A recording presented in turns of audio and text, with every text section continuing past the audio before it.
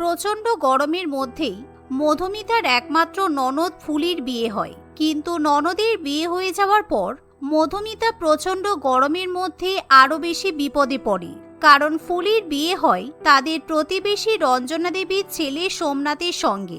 সোমনাথ এবং ফুলির একদমই পাশাপাশি বাড়ি ছিল, তাই ননদের বিয়ের পর মধুমিতা নানান রকম সমস্যার সম্মুখীন হয়। বিয়ের পরের দিনই ফুলি শ্বশুর বাড়ি থেকে টুক করে মায়ের বাড়িতে চলে যায়। ও মা, দেখো না, আমি লাভ ম্যারেজ করেছি বলে আমার শ্বশুর বাড়ির লোকেরা আমাকে পছন্দ করছে না। তাই যে করেই হোক আমাকে কিন্তু ওদের মন জয় করতেই হবে। ওরা যা বলবে আমাকে সব শুনতে হবে। আমার শাশুড়ি মা বলেই দিয়েছে আজ থেকে আমাকে 3 বেলা করে রান্না করতে হবে। তুমি বৌদিকে বলে দাও যতদিন গরমকাল থাকবে বৌদি যেন আমার শ্বশুর বাড়ির লোকেদের জন্য রান্না বান্না করে দেয়। আমি এই গরমে কিছুতেই রান্না করতে পারবো না, কারণ রান্নাঘরে গেলেই আমার খুব কষ্ট হচ্ছে। ননদের মুখে এমন কথা শুনে মধুমিতা খুবই ভয় পেয়ে যায়। তোমার কি মাথা খারাপ হয়ে গেছে ফুলি? প্রতিবেশীর বাড়িতে তুমি বিয়ে করেছো, এখন আবার আমাকে তোমার শ্বশুর বাড়িতে গিয়ে রান্না বান্না করাবে? এগুলো তোমার শাশুড়ি মা কিন্তু মোটেই পছন্দ করবে না। তাছাড়া আমারও তো ঘর সংসার আছে, আমি নিজের সংসার ছেড়ে তোমার বাড়িতে গিয়ে কিভাবে রান্না করব? আরে বাবা, আমার বাড়িতে গিয়ে তোমাকে কে রান্না করতে বলেছে? তুমি প্রত্যেকদিন যেমন রান্না করো সেরকমই রান্না করবে, শুধু 6 জনের জন্য এক্সট্রা খাবার রান্না করবে, তাহলেই হবে। তোমার রান্নাঘরের একদম পেছনেই কিন্তু আমার বেডরুম। তুমি রান্না বান্না করে খাবার নিয়ে আমার বেডরুমে জানালা দিয়ে আমাকে দিয়ে দেবে। খবরদার, আমার শাশুড়ি মা যেন কিছু জানতে না পারে। 6 জনের এক্সট্রা রান্না মানে তোমার কাছে কিছুই নয়, তাই না? আমি তো বাড়িতে 3 জনের জন্য রান্না করি। আগে তুমি ছিলে তখন 4 জনের জন্য রান্না করতাম। তুমি সেই জায়গায় বলছো এক্সট্রা 6 জনের খাবার রান্না করতে? মানে আমি যা রান্না করি আমাকে তার দ্বিগুণ বেশি রান্না করতে হবে। এই গরমের মধ্যে আমি কিভাবে এত রান্না করব? আমার কি গরমে কষ্ট হয় না? বৌমা, একদম পটর পটর করবে না। বিয়ের আগে আমার মেয়ে কখনোই রান্না বান্না করেনি। তুমি তো 5 বছর ধরে সংসার করছো, তাই তুমি এসবে অভ্যস্ত। আমার মেয়ে এসি ছাড়া গরমে কিছুতেই থাকতে পারে না। ওর নতুন বিয়ে হয়েছে, এই গরমে রান্না বান্না করতে গিয়ে ও যদি অসুস্থ হয়ে পড়ে তখন কি হবে? ফুলি তোমাকে যেটা করতে বলছে সেটাই করো। শাশুড়ি মা এবং ননদের মুখে এমন কথা শুনে মধুমিতার কিছু করার থাকে না। বেচারি গরমের মধ্যে রান্নাঘরে গিয়ে নিজের পরিবারের পাশাপাশি ননদের শ্বশুরবাড়ির লোকেদের জন্য রান্নাবান্না করে। রান্না হয়ে গেলে মোহিনী দেবী বলে, যাও বৌমা, আগে গিয়ে তোমার ননদের বাড়িতে খাবার দিয়ে এসো। ফুলি ফোন করেছিল, ওর শ্বশুরবাড়ির লোকেরা খাবার খেতে চাইছে। তুমি রান্না করতে অনেক লেট করে ফেলেছো, কিন্তু কাল থেকে যেন এরকম না হয়। এই শুনে মধুমিতা বড় বড় টিফিন কারিতে খাবার ভরে ননদের ঘরের পেছনে নিয়ে চলে যায়। জানালা দিয়ে মধুমিতা তার ননদকে ডাকতে শুরু করে, ফুলি, কই গো ফুলি, তাড়াতাড়ি খাবারগুলো নিয়ে যাও, আমি খাবার নিয়ে এসেছি। উফ, বাইরে ভীষণ রোদ, এই রোদের মধ্যে গরম গরম খাবার হাতে নিয়ে দাঁড়ানোই যাচ্ছে না। উফ, ফুলি কোথায় গেল কি জানি, কোনো সারা শব্দ পাওয়া যাচ্ছে না। এভাবে খাবার নিয়ে গরমের মধ্যে আমি কতক্ষণ দাঁড়িয়ে থাকবো? ফুলি, ও ফুলি! এমন সময় ফুলি তাড়াতাড়ি করে শ্বশুরবাড়ির রান্নাঘর থেকে নিজের ঘরে ছুটে আসে। আরে বৌদি, তুমি কি আমাকে কেস খাওয়াবে নাকি? তুমি এত জোরে জোরে চিৎকার করছো কেন? তোমাকে যদি আমার শ্বশুরবাড়ির কেউ দেখে ফেলতো তাহলে জানি না কি হতো।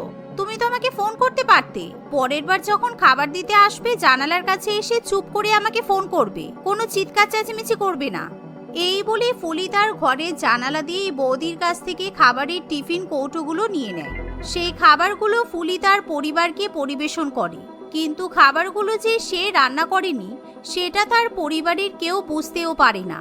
এভাবেই ফুলি প্রত্যেক দিনই বৌদির হাতে রান্না করা খাবার শ্বশুরবাড়িতে নিজের রান্না বলে চালাতে থাকে। একদিন ফুলি 3-4 বালতি জামা কাপড় কাচার পর সেগুলো তার মায়ের বাড়িতে নিয়ে চলে যায়। কিরে, তুই এতগুলো জামা কাপড়ের বালতি নিয়ে এখানে চলে এলি কেন? ইস, তোর শাশুড়ি মা তোকে কত খাটাচ্ছে। এই গরমের মধ্যে তুই এতগুলো জামা কাপড় কিভাবে কাচলি? আরে না না, আমি এগুলো ওয়াশিং মেশিনে কেচেছি, তাই আমার খুব একটা কষ্ট হয়নি। কিন্তু ব্যাপার হলো এখন এই জামা কাপড়গুলো আমি ছাদে মেলতে যেতে পারবো না, আমার ভীষণ গরম লাগছে। এই গরমের রোদে আমি ছাদে গেলে আমার মুখে ট্যান পড়ে যাবে, আমি পুরো কালো হয়ে যাব। তুমি বৌদিকে ডাকো, বৌদিকে বলো তোমাদের ছাদে এই জামা কাপড়গুলো মেলে দিতে। এই শুনে মোহিনী দেবী তখনই তার বৌমাকে সেখানে ডাকে। বৌমা দেখো, আমার মেয়েটা কতগুলো জামা কাপড় কেচেছে।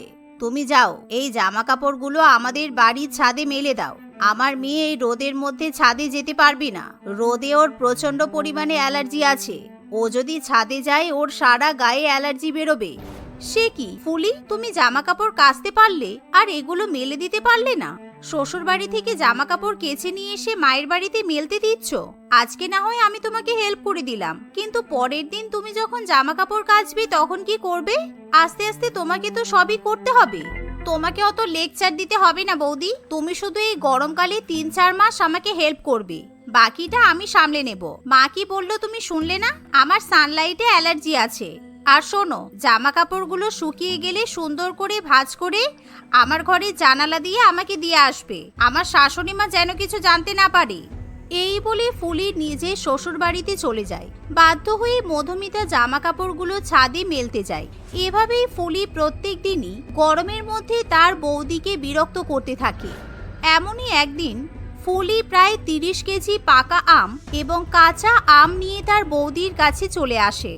ও বৌদি, দেখো না, আমার শাশুড়ি মা আমাকে কাঁচা আমের আচার বানাতে বলেছে আর এই পাকা আমগুলো দিয়ে আমসত্ত্ব বানাতে বলেছে।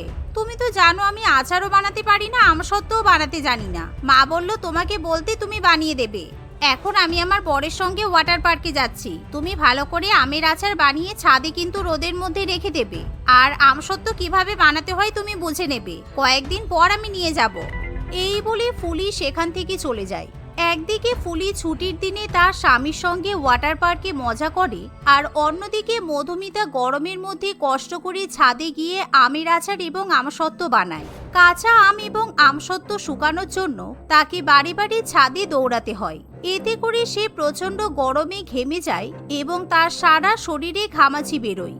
ননদের পাশের বাড়িতে শ্বশুর বাড়ি হয়েও জ্বালাতন হয়েছে। গরমকালে নিজে মজা করছে, সারাদিন এসির মধ্যে শুয়ে থাকছে, আর আমি এদিকে কষ্ট করে মরছি। আমার বরটা যদি আজকে বাড়িতে থাকতো তাহলে আমার সাথে হয়তো এরকম অত্যাচার হতো না। আসলে মধুমিতার স্বামী শুভঙ্কর ব্যবসায়িক সূত্রে বছরের বেশিরভাগ সময় অন্য রাজ্যেই থাকতো। তাই মধুমিতা নিজের দুঃখের কথা তার স্বামীকে বলতে পারতো না, কারণ সে শুধু শুধু তার স্বামীকে কোনো রকম দুশ্চিন্তার মধ্যে ফেলতে চায় না। আর সেই সুযোগে মধুমিতার ননদ এবং শাশুড়ি মা তার উপর অত্যাচার করতে থাকে। এভাবেই প্রায় ৪-৫ দিন কেটে যায়। এরই মধ্যে একদিন খাবার খেতে বসে ফুলির শাশুড়ি মায়ের আমের আচারের কথা মনে পড়ে।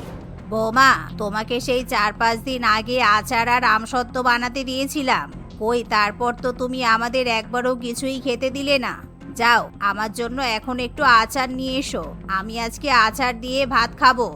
এমন কথা শুনে ফুলি একটু ঘাবড়ে যায়, কারণ ফুলি তার মায়ের বাড়ি থেকে আচার কিংবা আমসত্ত্ব নিয়ে আসতে একেবারেই ভুলে যায়। তাই ফুলি যাতে তার শ্বশুর বাড়ির লোকেদের সামনে ফেঁসে না যায় সেই জন্য বলে, হ্যাঁ মা, আচার আমসত্ত্ব সবই বানানো হয়ে গেছে, কিন্তু ওগুলো এখনো ছাদে রোদের মধ্যে রাখা আছে। আপনি একটু অপেক্ষা করুন, আমি এখনই নামিয়ে নিয়ে আসছি। এই বলে ফুলি তার মোবাইল ফোন নিয়ে ছাদে চলে যায়। যদিও ফুলির মায়ের বাড়ি এবং শ্বশুর বাড়ির ছাদ একদমই পাশাপাশি ছিল, তাই ফুলি চিৎকার করলেই তার বৌদি এবং মাকে ডাকতে পারবে। কিন্তু তবুও ফুলির শ্বশুর বাড়ির লোকেরা যাতে কিছু জানতে না পারে, তাই ফুলি তার বৌদিকে চুপি চুপি ফোন করে ছাদে ডেকে নেয়। বৌদি, তাড়াতাড়ি আমাকে আচারের কৌটো দুটো দাও। আমার শাশুড়ি এখন ভাত খেতে বসে আচার চাইছে। আমি এখন বাড়ি গিয়ে আচার আনতে পারবো না, তাহলে আমার শাশুড়ি মা সব জেনে যাবে। তুমি এখান থেকে হাত বাড়িয়ে আচারের কৌটোগুলো দাও তো, তাড়াতাড়ি করো। কিন্তু তুমি এখান থেকে নিতে পারবে তো? খুব সাবধানে, তুমি পড়ে যেও না যেন। আচারের কৌটোগুলো কিন্তু কাচের, পড়ে গেলেই সব নষ্ট হয়ে যাবে। এই বলে মধুমিতা আচারের দুটো কৌটো নিয়ে ছাদের একেবারে ধারে এগিয়ে যায়। ফুলিও কিছুটা হাত বাড়ানোর চেষ্টা করে, কিন্তু এতে করে আচারের কৌটো দুটো ফুলির হাত থেকে হঠাৎই নিচে পড়ে যায় আর ভীষণ জোরে শব্দ হয়। তাই ফুলি ভয় পেয়ে নিচে নেমে যায়। কি হলো বৌমা, আচার কোথায়? আর উপর থেকে কিছু একটা পড়ে যাওয়ার মতো দুম করে শব্দ হলো, আমরা তো ভয় পেয়ে গেলাম। আসলে মা, আচারের কৌটোগুলো নামিয়ে নিয়ে আসতে গিয়ে ভুল করে হাত ফসকে নিচে পড়ে গেছে। আমি গরমের মধ্যে রোদে পুড়ে কত কষ্ট করে আচারগুলো বানিয়েছিলাম, কিন্তু নষ্ট হয়ে গেল। তবে আপনি চিন্তা করবেন না, আপনি আমাকে ৩-৪ দিন সময় দিন, আমি আবার আপনার জন্য আচার বানিয়ে দেব। সেদিনই ফুলি বাজারে গিয়ে আম কিনে নিয়ে এসে তার বৌদিকে আবার নতুন করে আচার বানাতে দিয়ে দেয়। এভাবে ননদের জন্য গরমের মধ্যে মধুমিতার জীবন একেবারে দুর্বিষহ হয়ে ওঠে। দেখতে দেখতে আরও কিছুদিন কেটে যায়। এরই মধ্যে একদিন ফুলির বেডরুমের এসি খারাপ হয়ে যায়, আর সে তখনই তার বৌদির ঘর থেকে এসি খুলতে চলে যায়। কিন্তু ফুলি যখন তার বৌদির ঘরে যায়, সেই সময় মধুমিতা তার স্বামীর সঙ্গে ফোনে কথা বলে, কিন্তু ফুলি সেটা বুঝতে পারে না। বৌদি, আমার বেডরুমের এসিটা খারাপ হয়ে গেছে। তুমি তো জানো এই গরমে এসি ছাড়া আমি একদমই থাকতে পারি না। এসি মেকানিক বলেছি এসিটা ঠিক হতে অন্তত 10-15 দিন সময় লাগবে, কারণ এখন এসি সারাইয়ের দোকানে অনেক চাপ আছে। আমি একজন মেকানিককে ডেকে এনেছি। তোমার ঘরের এসিটা আমি খুলে নিয়ে যাচ্ছি। আমার এসি ঠিক হলে আমি আবার তোমাকে এসিটা দিয়ে যাব। কিন্তু এই গরমের মধ্যে আমি এসি ছাড়া কিভাবে থাকবো? আরে বাবা, তুমি তো এমনিতেই একা থাকো, একার জন্য শুধু শুধু তুমি সারা রাত ধরে এসি চালাও। মা বলছিল তোমার জন্য নাকি অনেক বেশি ইলেকট্রিকের বিল আসে, তাই তুমি এবার থেকে বাবা মায়ের ঘরে গিয়ে নিচে মেঝেতে বিছানা পেতে শুয়ে পড়বে। তখনও পর্যন্ত শুভঙ্কর ফোন কলে থাকায় সে তার বোনের সমস্ত কথা শুনতে পেয়ে যায়। তাই ফুলি যখন এসি নিয়ে চলে যায়, তখন শুভঙ্কর মধুমিতাকে চাপ দিলে মধুমিতা সমস্ত সত্যি কথা জানিয়ে দেয়। এতে করে শুভঙ্কর খুবই রেগে যায়, আর সে পরের দিনই মধুমিতাকে নিতে চলে যায়। মা, আমি মধুমিতাকে আমার সঙ্গে নিয়ে যাচ্ছি, কেননা আমি যেখানে থাকি ওখানে আমার রান্না খাওয়ার খুব অসুবিধা হচ্ছে। আর বোনের তো পাশের বাড়িতেই বিয়ে হয়েছে, তাই মধুমিতা আমার সাথে গেলে তোমার কোনো অসুবিধা নেই। আমি বোনকে বলে দেবো তুমি বোনের বাড়িতেই খাওয়া দাওয়া করে নেবে, আর যতদিন মধুমিতা এখানে থাকবে না বোন তোমার দেখাশোনা করবে। এই বলে শুভঙ্কর মধুমিতাকে নিজের সঙ্গে নিয়ে চলে যায়। এতে করে ফুলি খুবই বিপদে পড়ে, কারণ ফুলিকে এবার গরমের মধ্যে কষ্ট করে সংসারের সমস্ত কাজকর্ম রান্নাবান্না করতে হয়, কারণ তাকে সাহায্য করার জন্য এখন তার বৌদি বাড়িতে থাকে না। সেই সাথে সময়ে সময়ে রান্নাবান্না করে তার মাকেও খাবার দিয়ে আসতে হয়। এসব করতে গিয়ে গরমের কষ্ট কাকে বলে ফুলি খুব ভালো মতোই বুঝতে পারে, কিন্তু তার কাছে কোনো উপায় থাকে না। অন্যদিকে মধুমিতা অন্য রাজ্যে তার বরের সঙ্গে খুবই আনন্দ করে সময় কাটায়। প্রত্যেক দিনই সে তার বরের সঙ্গে বিকেল বেলা করে ঘুরতে যায়, আর গরমেও তার কোনো কষ্ট হয় না, কারণ এখন সে 24 ঘন্টা এসিতেই থাকতে পারে। এমনকি সে এসি রান্নাঘরে রান্নাবান্নাও করে। মহেশখালী বাজারে অজয় দীর্ঘদিন ধরে তার ফুচকার ব্যবসা করে আসছে।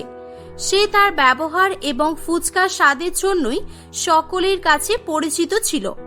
তার ফুচকার দামও সে কমই নিত, সেই জন্যই হয়তো তার ফুচকা সকলের কাছেই জনপ্রিয় হয়ে উঠেছিল। কিন্তু কয়েকদিন আগে যেই থেকে তার ফুচকার দোকানের সামনে রূপালী নামের একটি মহিলা ফুচকাওয়ালা ঠেলা লাগিয়েছিল, তার ব্যবসায় বেশ মন্দা দেখা দিয়েছিল। এখন কয়েকটি হাতে গোনা খরিদ্দার ছাড়া তার দোকানে আর কেউই আসতো না। সকলেই রূপালীর ফুচকার দোকানেই চলে যেত। আরে দিদি ভাই, ওখানে কেন যাচ্ছেন? এদিকে আসুন, এদিকে আসুন, আমার কাছ থেকে ফুচকা খান। আর সাথে আছে আপনাদের মতো ফুচকা প্রেমিকদের জন্য প্রাইজ জেতারও সুযোগ, যেটা আমার দোকান ছাড়া আর কোথাও পাবেন না। নিত্য নতুন ফুচকার স্বাদ রূপালীর হাতেই বাজিমাত। কি বলছো? প্রাইজ? তাই নাকি? সাবান, ডিটারজেন্ট, চা বিস্কুটে একটার সঙ্গে এটা ওটা ফ্রি দিতে শুনেছি, কিন্তু ফুচকার সঙ্গেও প্রাইজ দিচ্ছেন? বাহ, বেশ। দেখুন, ফুচকা আবার খারাপ হবে না তো? মানে খাবার অযোগ্য হবে না তো? ফুচকাতে অনেক ঝাল মিশিয়ে দেবেন নাকি? আরে না না, সেসব কিছুই হবে না। আপনি ফুচকা খেতেই না পারলে আমার কাছে আসবেন কেন? আপনারা খরিদ্দার, আর খরিদ্দার যে লক্ষ্মী হয়। শুধুমাত্র ছোট্ট একটা শর্ত রেখেছি, যাতে আপনাদেরই লাভ হবে। রূপালীর এরকম মিষ্টি মিষ্টি কথাবার্তা শুনে সকলেই তার কাছে চলে যেত। তার ঝকঝকে দোকান, লোক রেখে কাজ করানো, আর বিশেষ করে তার নিত্য নতুন ফুচকা চ্যালেঞ্জ সকলকেই আকর্ষিত করত। বলুন দিদি, আপনার দোকানে কি আকর্ষণ রেখেছেন? মানে একটু আগে বললেন না যে ফুচকা প্রেমিকদের জন্য উপহার আছে? হ্যাঁ, এটাই তো আসল জিনিস। তাহলে আপনিও ফুচকা চ্যালেঞ্জে অংশগ্রহণ করবেন, তাই তো? বেশ, এ তো খুব ভালো কথা। তাহলে শুনুন। এই বলে রূপালী তার ফুচকা চ্যালেঞ্জের কথা বলতে থাকে। আসলে সে তার ফুচকায় 10,000 টাকার একটি প্রতিযোগিতা রেখেছিল, যেখানে অংশগ্রহণকারীকে 100 পিস ফুচকা দেওয়া হতো, আর সেগুলোকে সে খেয়ে নিতে পারলে 10,000 টাকার প্রাইজ দেওয়া হতো। আর খেতে না পারলে যে কটা ফুচকা খেয়েছে তার টাকা এবং শাস্তি স্বরূপ 1,000 টাকা দিতে হতো। এটা শুনে প্রথমে সকলেই রাজি হয়ে যেত, কিন্তু 50-60টার বেশি ফুচকা কেউই কখনোই খেতে পারতো না। থাক দিদি থাক, আমাকে আর দিতে হবে না। এর থেকে বেশি খেলে আমার পেট একেবারে ফেটে যাবে। আপনি বরং আপনার এই 1000 টাকাটা নিয়েই নিন। দেখলেন তো, আমি বললাম আপনি হেরে যাবেন। আর হ্যাঁ, আপনাকে 1000 টাকা দিতে হবে না, আপনার জন্য ফ্রি। তবে আপনার বন্ধুরা কেউ খেতে পারলে নিয়ে আসবেন। আমার কাছে সবসময় নতুন কিছু না কিছু হয়েই থাকে। আরো কয়েকদিন পর দেখবে বাজারে রঙিন ফুচকা নিয়ে আসবো, রঙিন ফুচকা। এভাবেই রূপালীর ফুচকার দোকানে মানুষজনের জমজমাট বেড়েই চলেছিল। রূপালী মিষ্টি মিষ্টি কথা বলে ফুচকা বিক্রি করত। রূপালীর লাভ্যাংশ দিনের পর দিন বেড়েই চলেছিল। অন্যদিকে অজয় দিনের পর দিন একেবারে নিঃস্ব হয়ে পড়ছিল। হে ঈশ্বর, এ আমি কি ঝামেলায় পড়লাম। দিনের পর দিন আমার সাধারণ ফুচকা লোকে পছন্দই করছে না, সকলেই নতুন কিছু খুঁজছে। এভাবেই নানা চিন্তা ভাবনা এবং মন খারাপ নিয়ে সে সেদিনও বাড়ি ফিরে যায়। অজয় তার বাড়িতে তার স্ত্রী ঋত্বিকা এবং তার মা শতরূপা দেবীর সঙ্গে বাস করত। সেদিনও তাকে মন খারাপ করে বাড়ি ফিরতে দেখে, কি হলো অজয়, আজও তুমি মন খারাপ করে বাড়ি ফিরে এলে? আজকেও কি তাহলে তোমার ফুচকার বিক্রি হয়নি? না, হয়নি, আর মনে হয় হবেও না। ওই রবীন্দ্র যেভাবে বেচা বিক্রি করা শুরু করেছে, এতে করে মনে হয় আমার দোকান একদিন লাঠে উঠে যাবে। দেখি আর কদিন এভাবে চালাতে পারি। হ্যাঁ, যেটা ভালো বোঝো সেটাই করো। আর শোনো না, আজকে আমি ফুচকার আটা মাখতে গিয়ে দেখলাম বেকিং পাউডার, লঙ্কা গুঁড়ো, জিরে, সুজি অনেক কিছুই শেষ হয়ে গেছে। ওগুলো না কিনে আনলে কালকে তো আটা মাখতেই পারবো না। হে ঈশ্বর, এবারে আমি কি করব? হাতে তো মাত্র 100 টাকাই পড়ে আছে, কিন্তু এখানে যা বলছে অনেক টাকার ব্যাপার। যাই হোক, যেমন করেই হোক ধার দেনা করে হলেও এগুলো আনতেই হবে, নয়তো কাল আবার ফুচকা বিক্রি বন্ধ হয়ে যাবে। ঠিক আছে ঋত্বিকা, আমি জানি কাল সকালে ওগুলো কিনতে যাব। এখন তুমি আমায় কিছু খেতে দাও। অজয়ের কথা শুনে ঋত্বিকা আর কোনো কথা না বাড়িয়ে তাকে খাবার খেতে দেয়। সেদিনটা এভাবেই কেটে যায়। পরের দিন সকালবেলা অজয় ফুচকার প্রয়োজনীয় সামগ্রীগুলো কিনতে দোকানে যায়। শিমুলা বৌদি, দাদাকে দেখছি না তো। দাদা কি কোথাও গেছে নাকি? না, যেতে চাইনি তো, ধাক্কা দিয়ে জোর করে পাঠিয়েছি। বলি, এই মূল্যবৃদ্ধির দিনে দোকানে বসে আড্ডা মারলে হবে? দোকান তো আমি একাই চালিয়ে নেব। হে হে হে। বলো বাবু, তোমার কি কি লাগবে? এ বাবা, আমি তো অসময়ে চলে এলাম। ভাবলাম কিছু জিনিসপত্র ধারে নেব, এখন তো দেখছি কোনো কিছুই সম্ভব নয়। ওই বৌদি, মানে কিছু সুজি, বেকিং পাউডার এসব লাগতো, কিন্তু টাকা কম এনেছি, তাই সবগুলো কিভাবে কিনবো সেটাই ভাবছি। আরে সে নিয়ে একেবারে চিন্তা করতে হবে না। তোমার বৌদি তাহলে কি জন্য আছে? তোমার ওই কম টাকাতেই কাজ মিটিয়ে দেব। দেখো, সুজির দাম এমনিতেও বেড়ে 150 টাকা কেজি হয়েছে। তা তুমি এক কাজ করো, দোকানে এক প্রকার রঙিন বিদেশি সুজি এসেছে, যেটা দিয়ে ফুচকা ভাজলে রঙিন ফুচকা হবে, আর তুমি কম দামে হাফ টাকায় সব পেয়ে যাবে। ও, তাহলে রূপালী ওর খরিদ্দারকে এই রঙিন ফুচকার কথাই বলছিল। বেশ ভালোই তো।